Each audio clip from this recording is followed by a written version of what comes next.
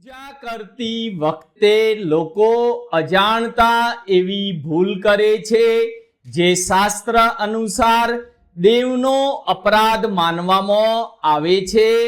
ઘણા લોકો પૂજા કરવા બેસે ત્યારે પગ ઉપર પગ ચડાવી બેસતા હોય છે અને મંદિરમાં કે પૂજામાં ભગવાનની બિલકુલ સામે ખુરશી, ટેબલ કે સોફા પર બેસતા હોય છે।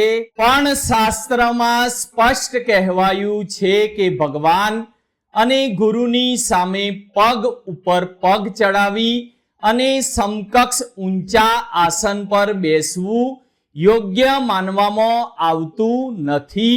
ભગવાનની સામે ખુરશી, ટેબલ અથવા ઊંચા આસન પર બેસવું ભગવાનની સાથે સમાન સ્તર બતાવે છે।